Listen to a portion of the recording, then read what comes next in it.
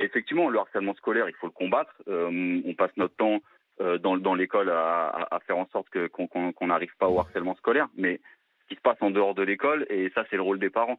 Tout à l'heure, j'entendais, je ne sais plus quelle personne sur votre plateau qui disait qu'effectivement, les parents ont démissionné de leur rôle.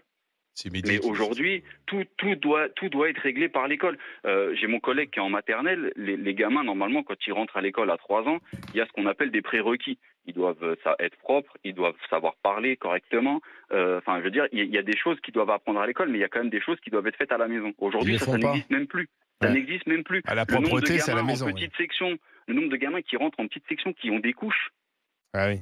Mais vous les acceptez? Parce qu'avant, on les acceptait pas. On n'a pas le choix. On n'a pas le choix. Sinon, avant, c'était la moitié des classes. À mon époque, on n'acceptait pas les gamins qui. À votre époque, aujourd'hui, ça a bien changé tout ça. Ils ont des couches à quel âge, qu'on comprenne bien? 10 ans, 15 ans. Il y a 3 ans, quand ils rentrent en petite section de maternelle. Non, la règle, ça a toujours été la règle pourtant. Moi, j'ai quand même plusieurs enfants. C'est qu'il faut que l'enfant soit propre. Donc, tu as une grosse pression des parents. Sauf sur avis médical. L'été avant la rentrée pour accélérer les choses. Sauf sur avis médical. Parce que tu peux avoir il y en a plein qui ne sont pas propres. Parce que les parents font pas leur boulot.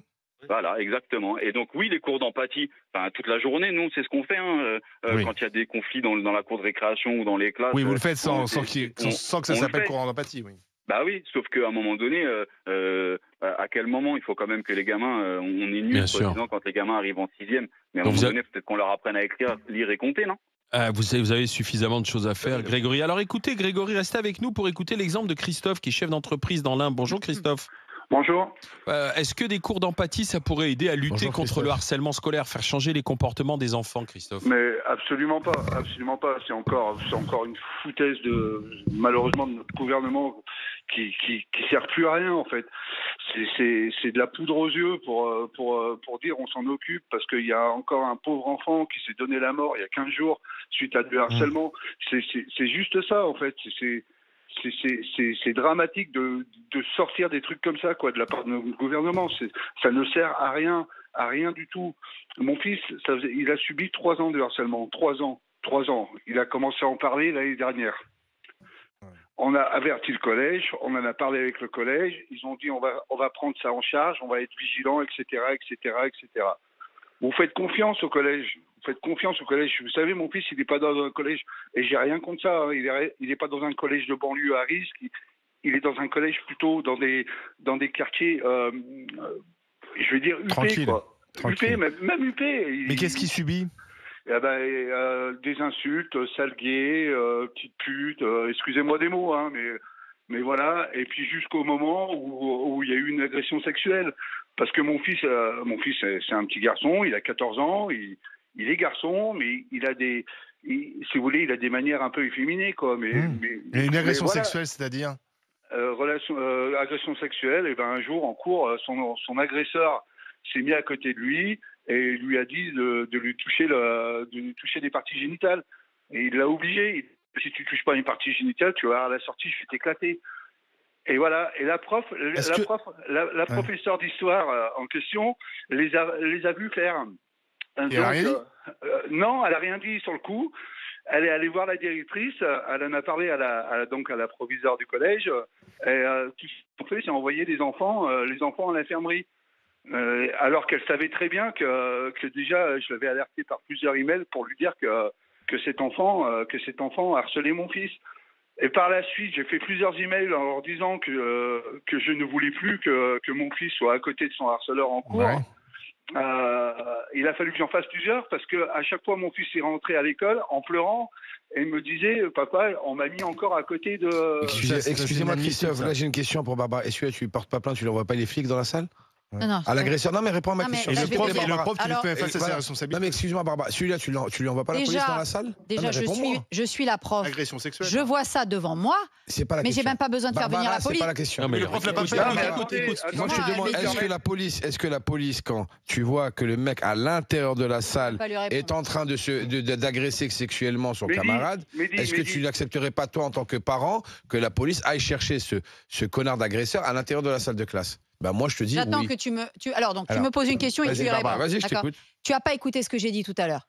Tout à l'heure, j'ai dit, si la police vient chercher quelqu'un qui est l'auteur d'un crime et attouchement sexuel, viol, c'est un crime.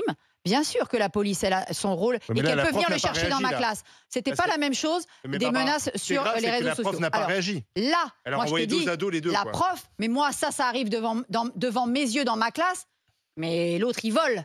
C'est-à-dire, il vole direct. C'est-à-dire, il va direct même à la police parce que je l'envoie voler.